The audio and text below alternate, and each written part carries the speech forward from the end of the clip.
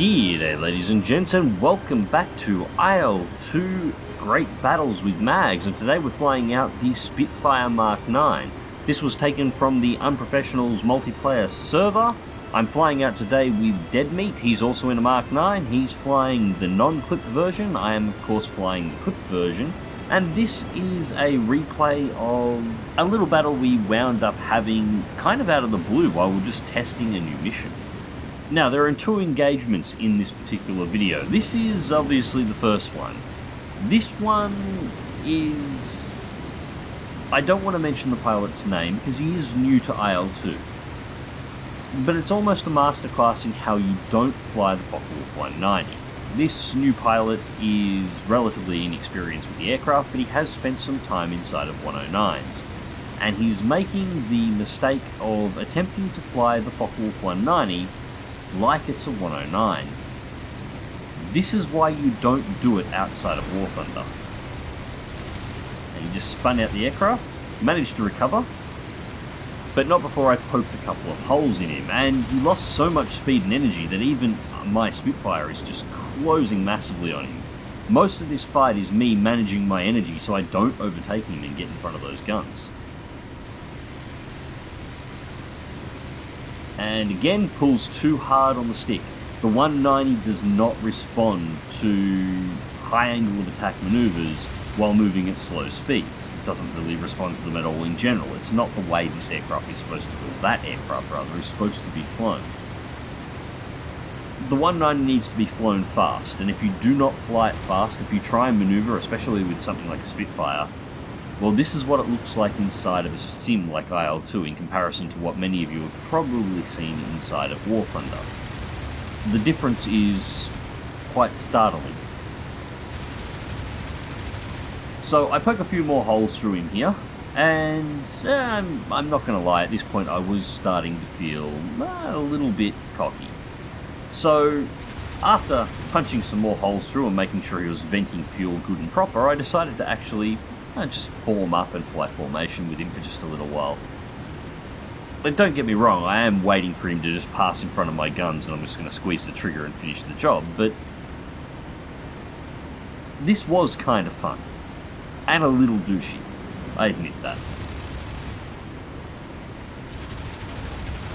And there we go. Focke-Wulf 190 has been eliminated.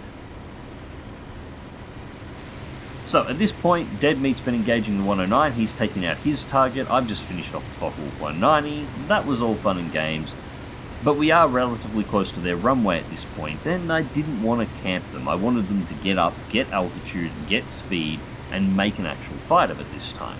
So, time to bank away, head back towards my runway, and then turn around and come back in, and we'll have a second shot at this.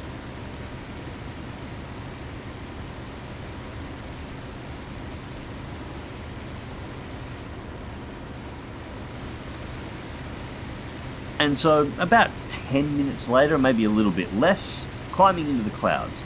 Deadmeat's already engaged with the 109, I'm expecting the 190 to show up again. But this time, both players are in 109s. I don't know this yet, but I have just spotted an enemy aircraft off to my right at a slightly higher altitude. I can't tell at the moment whether or not it's closing in on me or not, so picking up a little bit of extra.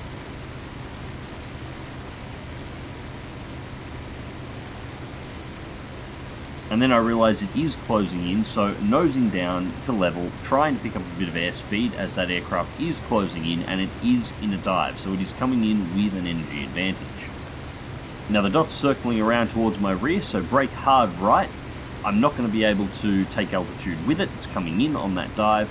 I'm going to pull in underneath it so it overshoots and can't hit me with its guns, or at least that's what the plan is. Here he comes. Easily pull out of the way, that is definitely a 109, reverse the turn. 109 goes vertical, and I'm trying to bring the nose around to catch him, but he's got that much energy on at the moment that I just can't. And he's already rolled over and he's coming in behind me, so at this point I'm in a defensive fight. I've got to keep turning at the moment, trying to keep out of his guns, and I do have a plan. The 109 has a complete energy advantage on me at this point. but I am in a Spitfire. If we're at the same altitude and at the same energy level, 1 to 1, the Spitfire will gain energy quicker, will pick up altitude faster, and will pick up the advantage. So while it is costing me energy to do, I've just got to keep him turning hard and dropping altitude with me until I have the opportunity to be able to turn around and take it back. Now at this point, this fight nearly ended. I only took fire then from his machine guns. His cannon never actually hit me, but it was enough to puncture a hole in the fuel tank. If you watch the mirror now, you'll be able to see the fuel streak coming out of the back of the aircraft. So mechanically the aircraft is fine, but I'm now bleeding fuel. Once again, turn in hard underneath.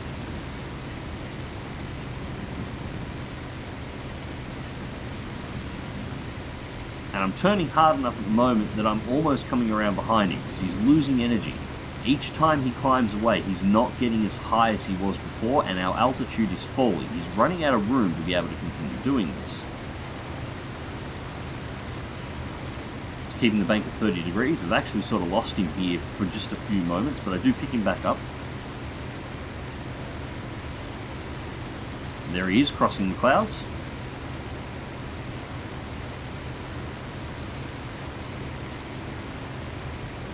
Now I had a moment here where I thought he may have completely lost me and stopped engaging, but that wasn't the case. He was just setting himself up for the next pass.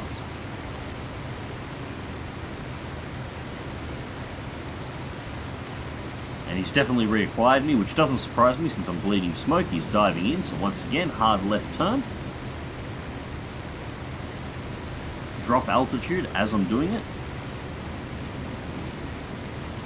Now he should have overshot me at this point. Straighten it back out. But this time, rather than continuing the turn, pull straight into an Immelman.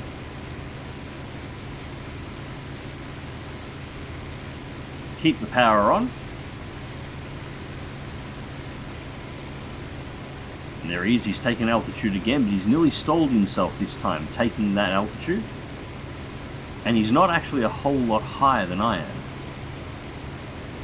Dives back through, just pull up vertical again, I have the power. Again, we're going to cross over, pass underneath the guns, and our energy states at this point are just about the same. And at the moment I've got the speed on, so I'm now spiraling upwards to pick up more altitude. And this was the point that I got him. He's dropped enough energy and enough altitude at this point, but he still tries to go vertical, but I'm already higher than him and moving faster. Slide in underneath, rip up his wings, blow his coolant system, and shoot the pilot out of the cockpit. Enemy aircraft eliminated. That was a fun little fight. I did really enjoy that one, but I did nearly come unstuck when I got ripped across the bottom with those MGs, and with fuel leaking out of the aircraft like this, I won't be hanging around for a third engagement. It's time to take this girl home. So, that was a fun little fight. I don't get into engagements like that all that often, but I really did enjoy this one, and I hope I do get into more of them soon enough. Anyways, ladies and gents, I hope you enjoyed the video, and thank you very much for watching. As always, check the video description down below for links to my Twitch, my Twitter, my Facebook, all of my social media. And of course, remember to click that like button, share and subscribe if you would like to see more. And remember to hit that bell icon on the main page to ensure you do get, well, at least as best as YouTube will allow, get notifications of any newly uploaded videos. And until next time, fly smart, fly safe, and I'll catch you in the skies.